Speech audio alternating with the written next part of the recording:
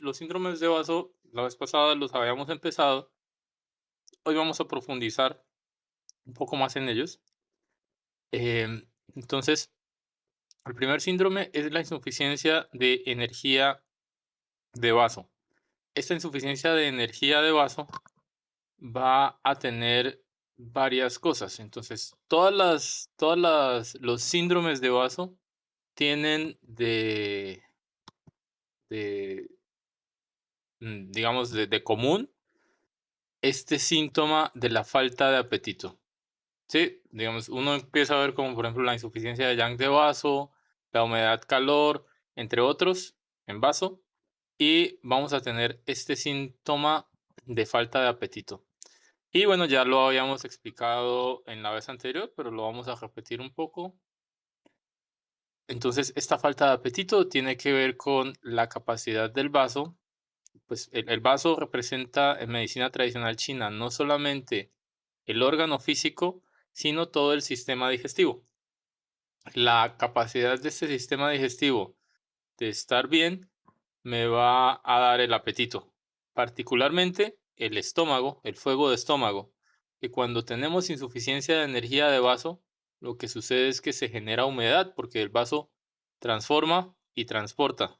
Cuando no puede transformar, entonces se genera humedad. Esta humedad se va hacia el estómago y apaga el fuego fisiológico de estómago, que es lo que nos va a dar el apetito y entonces nos va a dar falta de apetito, ¿no? Y es uno de los síntomas que además va a estar como en los inicios de todas las enfermedades, ¿no? La falta de apetito es común para estas cosas. Entonces, bueno, falta de apetito es un síntoma característico de insuficiencia de energía de vaso. Si uno se pone a pensar, muchas enfermedades van a tener esta característica, independientemente de lo que sea, ¿no? Por ejemplo, cuando uno tiene fiebre, una de las cosas que va a pasar, por ejemplo, por un factor patógeno externo, entonces uno tiene un resfriado y una de las cosas que pasa es que se le quita el apetito. Y esto se debe a que la energía de vaso es como la energía central, es la energía que vamos a disponer como durante las actividades diarias. Y entonces, pues se va a afectar con cualquiera de las cosas que nos pasen en el día a día, ¿no? Entonces es algo relevante. Ok. Otra de las cosas que vamos a tener va a ser distensión abdominal. Esta distensión abdominal, pues tiene que ver con la capacidad de transformación del vaso que no se da y que me genera pues esta parte porque la humedad que está acá entonces se va a acumular y entonces va a generar la distensión abdominal. Usualmente es postprandial y usualmente es como a todo, no solamente a un alimento, sino a todos los alimentos. Por supuesto que hay como preferencias en algunas personas de que sea más un alimento que otro, pero en general será la distensión abdominal postprandial. El otro síntoma que vamos a tener con la insuficiencia de energía de vaso va a ser la fatiga. Usualmente esta fatiga no se refiere a disnea. Cuando hay disnea, usualmente se refiere a pulmón o a riñón. La fatiga a la que se refiere este síndrome va a ser que la persona no tiene ganas de hacer las cosas. Digamos que no tiene energía para hacer las cosas. Se refiere más a eso, porque pues la disnea, ya ven que disnea, pues en algunas acepciones va a ser parecido a la palabra fatiga, la persona se queda sin aire, pero en este caso no es eso. En este caso es que la persona no tiene energía para hacer sus actividades y entonces se levanta cansado, no puede hacer como sus cosas porque no le rinde y está siempre como con poca energía para emprender las cosas y para hacer las cosas en general. Y también habrá debilidad. Usualmente esta debilidad es debilidad muscular asociada a esta capacidad del vaso de nutrir los músculos. Entonces, Cuando se presenta, por ejemplo, cuando hay envejecimiento de forma natural, vamos a tener una hipotrofia muscular. Esta hipotrofia muscular se debe a que naturalmente la energía de vaso va a disminuir un poco y entonces vamos a tener esta debilidad. La debilidad que se presenta cuando hay deficiencia o insuficiencia de energía de vaso va a ser, pues, está relacionada con los músculos que no obtienen suficiente nutrición. Y algo también relevante va a ser las deposiciones blandas. Estas deposiciones blandas también son características de vaso. Las deposiciones blandas van a ser la consecuencia de que el vaso no está transformando y entonces no va a poder formar adecuadamente la materia fecal. Puede ser diarrea, puede ser solamente la deposición blanda, pero en general tiene que ver con un cambio en la consistencia de las heces que va a ser un poco más blando de lo usual. Ustedes saben que para determinar como la, la blandura o la dureza de la deposición tenemos la escala de Bristol. Esta escala de Bristol pues es útil para ver si hay un estreñimiento muy fuerte, dado por heces caprinas, que son bolitas duras, o una diarrea franca, que pues es agua. Y esta escala de Bristol, lo normal es 3 o 4. Entonces, en este caso de la insuficiencia de energía de vaso, vamos a tener un poco más aumentado como eh, la blandura y vamos a poder tener desde diarrea franca hasta heces pastosas, ¿no? Vamos a tener también, bueno, estas son las cosas principales de la insuficiencia de energía de vaso, dadas todas por eh, la... Siempre en el síndrome tenemos dos cosas. La parte como general, que en este caso es la energía, y esa energía me va a dar la fatiga, me va a dar la debilidad y la parte de vaso, que va a ser en este caso la falta de apetito, las deposiciones blandas y la distensión abdominal. Entonces, con eso ya configuramos el síndrome de insuficiencia de energía de vaso. También es bastante común en nuestras sociedades modernas. Muchos pacientes que van a tener como diagnóstico occidental síndrome de intestino irritable van a tener esto. Recuerden a sus pacientes, por ejemplo, cuando tienen síndrome de intestino irritable, que van a tener, principalmente se van a quejar de diarrea que además alternan con estreñimiento, o que a veces es periodos de diarrea y nada más, periodos de diarrea y nada más. También la distensión abdominal está muy presente en ellos y el dolor a nivel abdominal, pero principalmente es distensión más que dolor. También se presenta fatiga y también se presentan síntomas mentales, depresión y cosas por el estilo. Entonces, fíjense que tiene algo de como de relación y podrían caer algunos pacientes en este síndrome. Recordemos que no es exactamente igual la medicina tradicional china a la medicina occidental, pero cuando veamos un paciente que tenga cosas de estas, pues podemos ver qué relaciones hay entre la medicina occidental y la medicina china. Muy bien. Ok. Em, bueno, voy a... Ok. Luego vamos a continuar. Entonces, si esta insuficiencia de vaso me engendra humedad, que es lo más común, es decir, la insuficiencia de energía de vaso me va a generar humedad porque el vaso no transforma, pero hay diferentes grados. Entonces, al principio solamente es como que la insuficiencia de energía de vaso que me genera esto. Pero si se genera humedad, además podríamos tener estas cosas: náusea, podríamos tenerlo. Podríamos tener plenitud en el pecho. Em, Esta plenitud en el pecho se puede confundir con muchas cosas, pero usualmente es una plenitud en el pecho que aparece también después de las comidas y es como que está ahí, no es como tan molesta, pero se puede generar como arriba de las comidas. Pasa un tiempo, al paciente se le quita y después vuelve a comer y vuelve a pasar lo mismo. Puede haber pesadez en el epigastrio también, y esto se debe a la humedad que está ahí. La humedad es también, digamos que la consecuencia final de esta humedad a largo plazo podría ser la flema, y aquí vamos a tener algunos otros síndromes que se pueden generar, pero inicialmente en la insuficiencia de energía de vaso solamente es lo que acabamos de ver.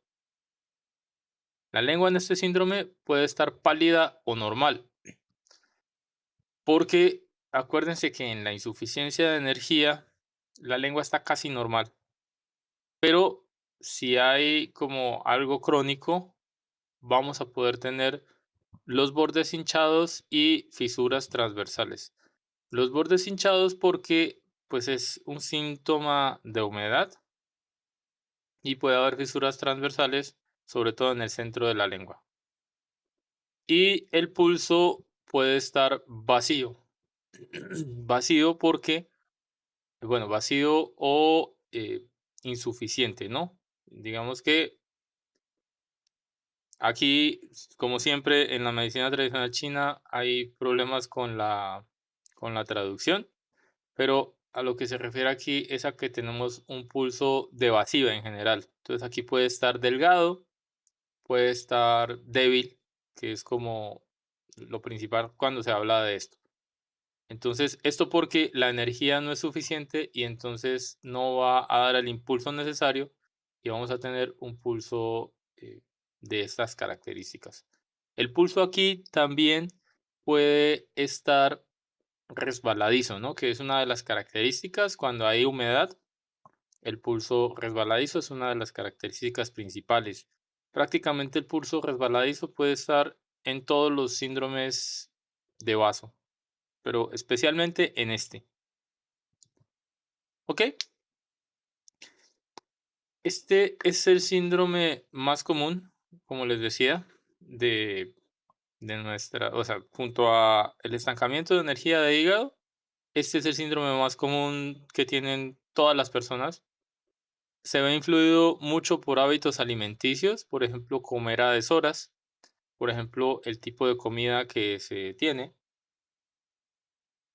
las comidas grasosas, las comidas que no tienen muchos vegetales, las comidas llenas, por ejemplo, de picantes, de condimentos, me van a generar, me van a ayudar como a perpetuar este síndrome. Em, Cuando hay también trabajo excesivo mental, pues vamos a tener que este síndrome se puede como perpetuar también. Y la función del vaso se va a manifestar además con síntomas digestivos. Estos síntomas digestivos van a predominar en el caso de la insuficiencia de energía de vaso, cuando es muy crónico. Además, los músculos van a perder su nutrición, vamos a poder tener algo de hipotrofia en general y de fatiga, ¿no? Si además vamos a tener humedad, vamos a poder tener opresión, eso ya lo habíamos hablado.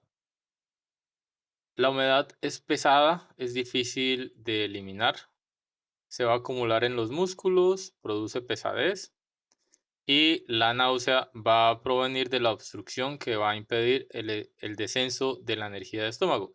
La energía de estómago debe bajar.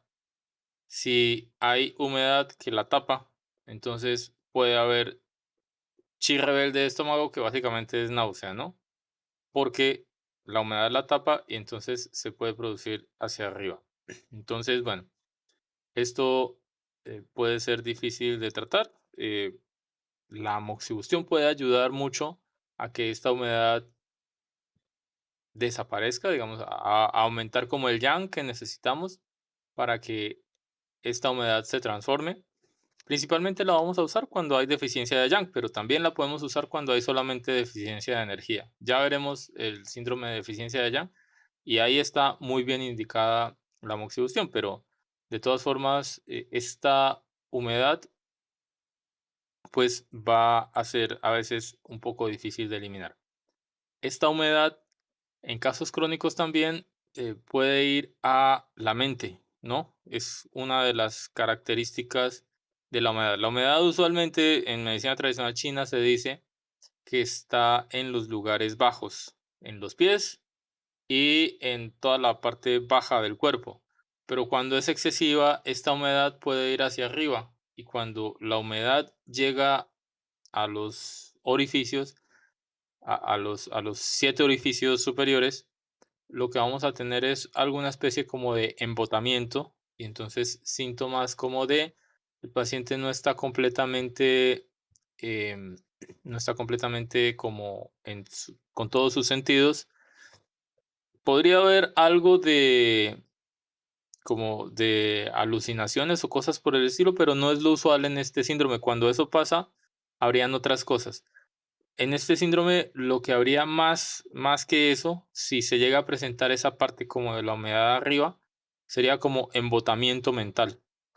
Embotamiento mental que se caracteriza porque el paciente no es que tenga como tal alucinaciones o algo por el estilo, sino solamente se refiere a que va a tener como disminuida su capacidad de como de raciocinio y está como algo como embotado, como los pensamientos no le van a fluir tan fácilmente, ¿no? Básicamente eso. Toda enfermedad crónica me va a debilitar el vaso. Entonces, bueno, las principales enfermedades crónicas, como de largo tiempo y demás, hay que tenerlas en cuenta porque los pacientes a largo plazo se les va a debilitar el vaso y el riñón. Son las dos cosas que más se les debilitan a los pacientes cuando hay enfermedades crónicas. El riñón porque pues se va a consumir toda la esencia por la enfermedad crónica y el vaso porque pues está ligado también a toda la esencia, pero también está ligado como a toda la energía que usamos en el día a día. Entonces por eso se va a debilitar. Tiene que ver con la dieta, entonces la dieta es algo muy importante que debemos tener en cuenta con el paciente. Em, Tenemos que tener en cuenta también el esfuerzo mental que se realiza, que puede ser un agravante, sobre todo cuando, por ejemplo, tenemos personas que en su día a día se la pasan como haciendo trabajo mental excesivo. Por ejemplo, personas que tienen un trabajo como investigadores o que se la pasan como ah, haciendo como trabajo mental excesivo, este esfuerzo mental debe estar equilibrado. Si es demasiado, pues lo que va a hacer es que se perpetúe el síndrome como tal. Y los climas húmedos también pueden eh, ayudar como a que esto empeore, ¿no? Entonces, el tratamiento que podemos usar, entre muchos otros, va a ser este. Entonces, bueno, em, González propone estos puntos, hay muchos otros que podríamos usar. Chongwan es un punto muy importante para este síndrome porque es un punto que me va a manejar todo lo que tiene que ver con estómago. Entonces acuérdense, Chongwan Remai 12 está encima del ombligo a 4 Tsun y está prácticamente en el centro del pecho. Es un punto que actúa como punto local, pero también me actúa sobre toda la energía, digamos, del calentador central. Y entonces es un punto que me va a servir cuando hay cualquier cosa a nivel abdominal, cualquier dolor, cualquier molestia, cualquier cosa. Y me va a tonificar la energía de vaso estómago también. Entonces es un punto bastante importante. Estómago 36, Susari, que me va a tonificar toda la energía de estómago y toda la energía del cuerpo en general. Entonces, este es un punto de los más usados de acupuntura y es un punto que vamos a debemos tener en cuenta cuando tengamos pacientes que queramos como revitalizarlos. Es bastante importante para eso. Taipai, el yuan de vaso, Taipai paso 3, que va a ser relevante cuando tengamos una deficiencia de energía de vaso así claramente y queramos tonificar el vaso directamente. Este es uno de los puntos más importantes para eso. Bueno, ese punto va a estar en el primer metatarsiano, en la unión de la piel roja y blanca. Está distal, proximal a la unión distal, perdón, proximal a la cabeza distal del primer metatarsiano entre el cambio de las pieles. Es un punto que es relativamente doloroso. Cuando se hace con moxa es muy sencillo. Cuando se hace con aguja, pues tampoco es el fin del mundo, no pasa nada. Em, pero bueno, es ligeramente doloroso. Ténganlo en cuenta con sus pacientes. Sanjin Yao es relevante para nutrir todo el yin en general. Usualmente este lo vamos a usar eh, en la clínica, lo vamos a usar cuando hay problemas ginecológicos, por una parte, o cuando queremos tonificar todo el yin o cosas que tengan que ver con el yin, porque pues es la unión de los tres yin, pero también cuando tenemos cuando queremos tonificar los tres canales yin del pie, ¿no? O los tres órganos asociados con esos canales yin, que van a ser vaso, riñón e hígado, ¿no? Entonces es un punto relevante para esas partes. Si por ejemplo tenemos un paciente con insuficiencia de energía de vaso, estancamiento de energía de hígado y con algo de riñón, pues es un punto que va a servir para eso, como para armonizar esos tres. Y también vamos a tener Pishu, el Shu de vaso de Giga 20 debajo de T11 a 1.5 Chun lateral de la línea media posterior. Aquí vamos a tener a Pishu y Pishu será un punto que me va a servir para tonificar pues todo el vaso, ¿no? Recordemos que los puntos Shu antiguos, perdón, los puntos Shu de espalda me van a servir para llevar toda la energía y transportarla hacia el órgano del cual son puntos Shu. Entonces, es un punto que me va a servir para tonificar mucho el vaso. Ok, eso respecto a la insuficiencia de energía de vaso. Vamos a ver ahora el resto de síndromes. Em, el otro síndrome relevante va a ser la insuficiencia de Yang de vaso. Entonces, bueno, este es un síndrome importante también. La insuficiencia de Yang de vaso, si ustedes se fijan, tiene cosas muy parecidas a la insuficiencia de Qi. En este caso, cuando les digo deficiencia o insuficiencia, es lo mismo, ¿vale? Hay muchas traducciones que dicen insuficiencia, hay muchas traducciones que dicen deficiencia y hay otras traducciones que dicen vacío. Todas son la traducción de lo mismo. La palabra en chino es xu, que da la idea de insuficiencia, deficiencia o vacío. Así que cuando estén revisando sus textos o los textos de medicina china y se encuentren con vacío de energía de vaso, es lo mismo que deficiencia de energía de vaso, ¿vale? Y es lo mismo que insuficiencia, ¿sí? Es solamente que pues hay muchas palabras para poder traducir lo mismo, pero es la misma idea. Pues porque Yang y Qi podríamos decir que son parecidos. La diferencia quizás será como el enfoque. Yang y Qi van a hacer, el Yang va a hacer que las cosas se muevan, el Qi también. La diferencia es que cuando hablamos de Yang nos referimos más a la función de calentamiento y a la función como de llevar a la superficie. Esas dos cosas van a ser más relevantes cuando hablamos del yang en el cuerpo. Entonces, en el caso de la insuficiencia de yang de vaso, al igual que en todas las insuficiencias de yang, vamos a tener frialdad, porque es característico de todas las insuficiencias de yang.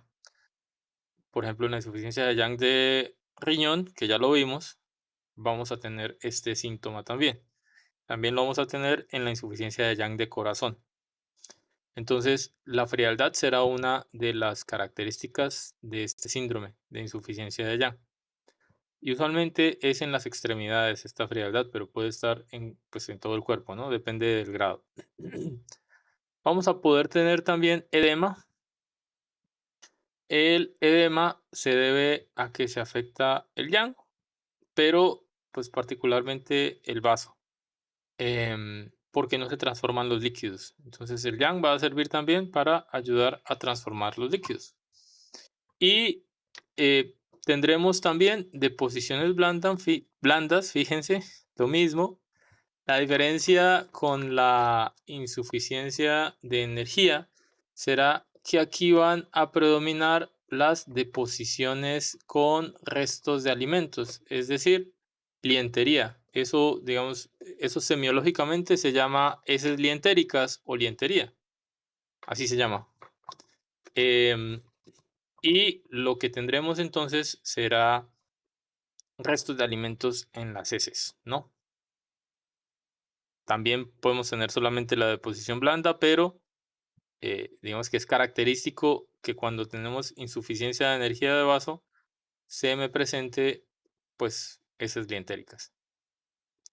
Porque la función del yang principal va a ser transformar. Entonces, esta función de transformación está severamente afectada, más que con la energía. La energía también tiene esa función, pero es más específica del yang. Entonces, por eso se puede presentar deposiciones blandas. Lo mismo debilidad, lo mismo falta de apetito, distensión abdominal y fatiga, ¿no? Que esto era, digamos, lo mismo que en la insuficiencia de energía de vaso. Si ustedes ven, solamente cambian dos cosas. Hay frialdad, bueno, en términos generales, hay frialdad y las deposiciones blandas además tienen restos de alimentos, ¿no? Esas son como las dos cosas que cambian. Cuando tengamos un paciente, entonces debemos preguntar eso bien. Si hubo cambios cuando empezaron los síntomas, si hubo cambios en esta parte de el calor corporal, si ahora es más friolento o no, si hay deposiciones que tienen restos de alimentos. Esta pregunta a veces me cambia como el diagnóstico, ¿no? De insuficiencia de energía, insuficiencia de yang. Ok. Algunos dicen que es como muy característico de la insuficiencia de yang de vaso que haya heces lientéricas y que podríamos decir, si el paciente lo tiene, prácticamente es eso, ¿no? Ok. Entonces, aparte de las cosas de la insuficiencia de energía de vaso, se van a añadir también síntomas de frío por el yang. Entonces, frialdad. Podemos también tener edema, como ya les decía. La lengua aquí estará pálida, puede estar húmeda con líquido sobre la lengua. Aquí la lengua tiene más cambios que en la insuficiencia de energía de vaso. Tiene más cambios porque digamos que esta patología es ligeramente más severa, es como si fuera una profundización de la deficiencia de energía. Y el pulso estará sumergido y lento. Lento por el frío y sumergido por la deficiencia de yang. ¿Sí? Obviamente el frío lo causa la deficiencia de yang, pero bueno, sumergido o profundo y lento, además. Aquí, además, en la etiología podemos tener partes o climas que pueden ayudar a que esto se perpetúe, que van a ser pues exposiciones a climas fríos y húmedos, ¿no? Entonces, esto también puede ayudar. Pues puede ayudar a que se produzca. Y aquí vamos a tener como principio de tratamiento tonificar y calentar el yang de vaso. Entonces, aquí en este síndrome es importante usar moxibustión, ¿no? Es una de las, o sea, cuando hay insuficiencia de yang, de cualquiera, nosotros casi siempre vamos a preferir moxibustión. Podemos usar también láser, por ejemplo, o podemos usar algunas otras técnicas como modernas, como hay unos, no solamente el láser de acupuntura, sino también hay algunos aparatos que van a hacer moxibustión eléctrica, por decirlo así, también lo podemos usar, pero pues la clásica es como la moxibustión con artemisa, esta que huele así muchísimo, pero bueno, podemos usarlo también con otros métodos. Lo importante es calentar. Entonces, vamos a poder usar Jing Chuan, vaso 9, que va a estar en la unión de la diáfisis con la epífisis de la tibia, en la parte proximal, en el hueco que se forma ahí, entre esta unión de las dos, o sea, la cabeza y el cuerpo de la tibia, en la unión de estos dos, ahí va a estar Jing Chuan. Este punto me va a tonificar todo lo que tiene que ver con humedad. Entonces es uno de los puntos más usados para humedad y también me tonifica el yang de vaso. Entonces es un punto que se usa, por ejemplo, cuando hay edema, se usa mucho. Y pues me va a generar como un movimiento de las aguas. Shui Fen y Shui Tao van a ser igual, van a ser puntos que me van a servir para eso, digamos, para hacer que se muevan como los líquidos del cuerpo. Y Sanjiao Shu lo podríamos usar también, vejiga 22, que está debajo de L1, debajo de la apófisis espinosa de L1 a 1.5 Tsun lateral. Y Sanjiao Shu me va a poder servir para calentar como estos tres yaos, pero pues particularmente como a darle la función de movimiento al yang. Lo podemos hacer en moxa. Aquí también podemos usar todos los puntos de la insuficiencia de energía.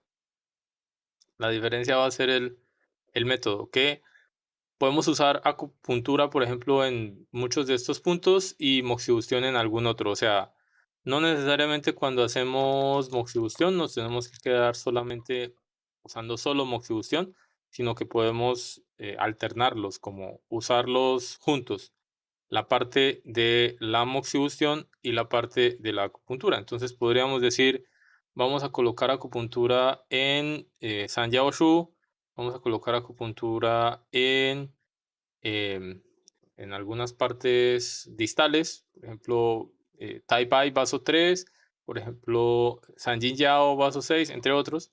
Y vamos a usar moxibustión en la parte del abdomen, en Shui Tao estómago 28, en Ren 9, Shui Fen, en Chongguan Ren Mai 12, entre otros. Y también es válido, ¿no? No hay ningún problema. La moxibustión la vamos a usar en los puntos que queramos tonificar más el yang. Entonces, bueno, eso ya depende como de la elección particular de cada terapeuta. Ok, entonces vimos ya los dos principales síndromes de vaso: insuficiencia de energía, insuficiencia de yang. Estos van a ser como de los más, de los más comunes, ¿no? Vamos a ver ahora el síndrome de hundimiento de energía de vaso.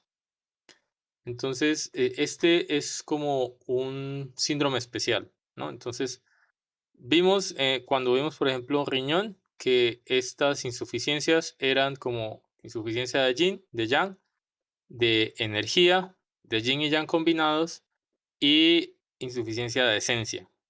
Ese de esencia solamente está en riñón. En el caso de vaso, este hundimiento solo está en vaso, ¿sí? Es como el símil. Este hundimiento de energía solo se presenta en vaso. El hundimiento de energía quiere decir que es como si tuviéramos como una línea acá, como un plano cartesiano, y entonces esta sería como la energía normal, pero en el caso del hundimiento de energía de vaso es como si tuviéramos un hueco. Y este hueco se refiere a las estructuras que controla el vaso, que hace que pues se mantenga todo normal en su puesto. Entonces, lo que se va a presentar principalmente cuando tenemos este síndrome son prolapsos de cualquier tipo. Entonces, prácticamente hernias, por ejemplo, todas las hernias o todas las cosas que tienen que ver con prolapsos como tal, prolapsos vaginales, uterinos, prolapsos vesicales, entre otros, vamos a tener asociado este síndrome. Entonces, bueno, será producto de que el vaso no ha nutrido bien las estructuras que deben contener y que deben como hacer que todo se mantenga en su sitio y entonces se va para abajo. Podemos tener micciones frecuentes y urgentes, esto principalmente cuando hay prolapsos a nivel de toda la parte del llavo inferior. Podemos tener pesadez en el bajo abdomen y aquí la lengua puede estar pálida y el pulso puede estar débil y vacío.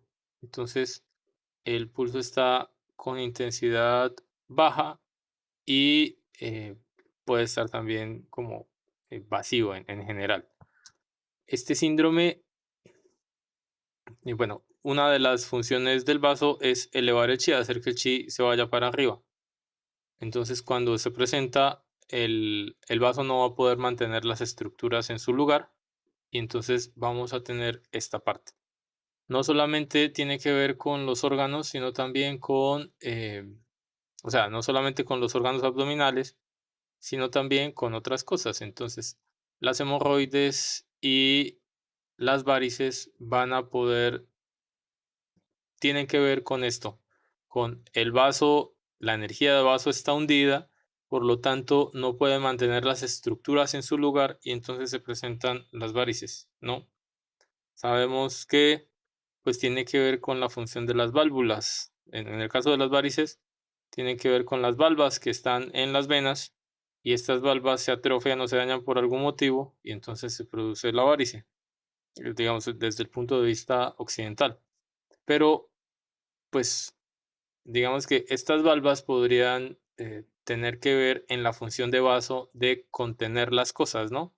Cuando se dañan, pues la sangre intenta retornar y entonces no se va a poder contener y esta falta de contención pues me va a generar la varice, ¿no? Que se aumente el, el grosor de la vena, ¿no? Y también puede estar asociado con hemorroides porque tampoco se controla bien pues las cosas en su lugar, ¿no? Pueden haber también micciones y problemas como en esta parte de la micción. Acuérdense que de la deficiencia de energía de riñón hay 3 subsíndromes, ¿no? Uno de los subsíndromes, esto lo vimos de forma esquemática simplemente para recordarlo mejor. Porque no es exactamente así, o sea, no es exactamente que haya una deficiencia de energía que tiene esa modalidad, sino que así lo clasificamos. Porque también el yang está ahí, entre otras, ¿no? Pero bueno, una de las modalidades de la deficiencia de energía de riñón va a ser la falta de compactación de la energía, ¿no? Que hace que las cosas se vayan para abajo, principalmente la orina. En el unimiento de energía de vaso también vamos a poder tener esto. Pueden estar concomitantes, principalmente cuando hay hundimiento de energía de vaso, tiene que ver con alguna atrofia de los músculos o de algo por el estilo que está aquí como molestando. Y entonces puede ser, por ejemplo, estas micciones o estas cosas asociadas a prolapsos de cosas, que pues es común en algunas patologías. Y por ejemplo, en las mujeres que son multíparas y que van a tener diferentes, como diferentes cosas asociadas, pero principalmente como la multiparidad, es un factor de riesgo bastante importante para todas estas cosas que tienen que ver con la incapacidad de controlar la orina y con el prolapso de cosas, ¿no? Cosas que se bajan. Por ejemplo, la etiología de este síndrome puede ser diferentes, pero las personas que, por ejemplo, deben estar de pie durante horas son susceptibles a presentar este síndrome que va a tener que ver, por ejemplo, con las varices, ¿no? Y va a tener que ver con algunas otras cosas, pero esto se debe a que cuando se está de pie se van a mantener como todos los músculos muy usados y esto puede generar a largo plazo el hundimiento de energía.